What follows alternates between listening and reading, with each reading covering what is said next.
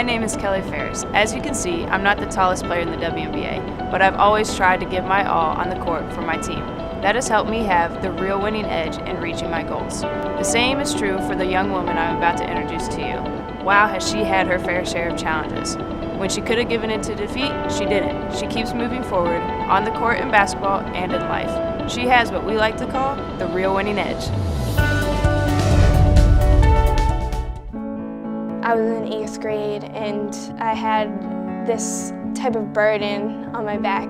I found the strength to tell my mom what's been going on and what's been bothering me.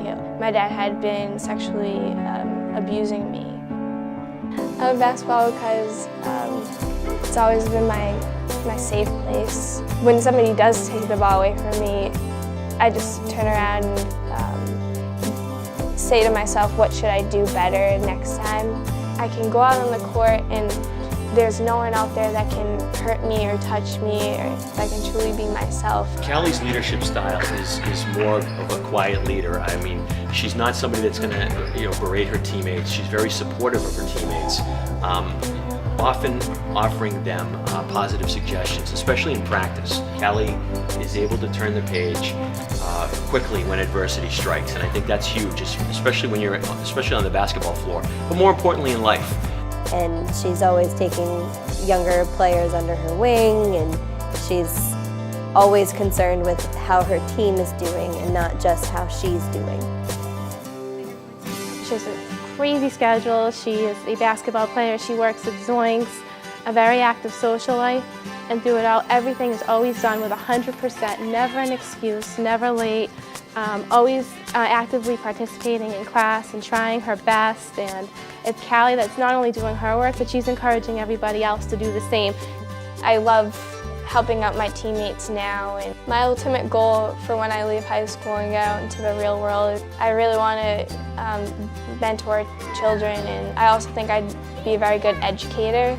We both work together at Zoinks Fun Factory. She wants to make sure everyone's happy all the time. She doesn't like seeing one frown on anyone's face. How I'm able to fit in everything in my schedule with playing 3 sports and being class president, find like an inner strength type of thing where I set goals for myself. I'm currently in the foster care system. My family hit very hard trials. My dad had been sexually abusing me, and at that point I sort of saw the strength in my mom go, and she didn't know how to help me, and she thought that it was her fault that when my dad was incarcerated, she turned to alcohol, which turned to her not being able to take care of me and my siblings. I see her now all the time, and I can see that she turned herself around. I came to know Callie as a substitute teacher at her middle school. We got really close over the last couple years. We did everything we could to have her come live with us. She doesn't fall into that category of, being depressed or anything. She just picks herself up and moves along to school. Yes, when I've seen her down, I see that she prays about it, and she just kept her head up high, played the sport she did, and executed awesomely in school. And she is a teenager that I can trust, and that's ingrained in her with her faith. She sees other people's hurts and needs before she sees her own.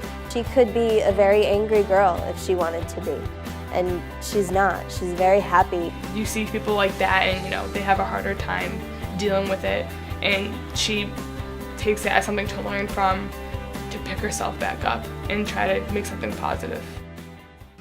I've always grown up very religious and very close to God. I remember when I was younger and I would sleep over my Nana's house. She'd pray for hours. She'd help me say my prayers. I think that's where it all started when I was younger with my grandmother and my relationship with God. When I was in my darkest time and I was hurting the most, that's when I really drew closer to God, and I found that a lot of my prayers have been answered, because when I look back now, I never thought I could make it as far as I did and be the person I am today. And having a relationship with God, that's really helped me a lot in my life. When God has answered my prayers was last year. My brother, he got in a very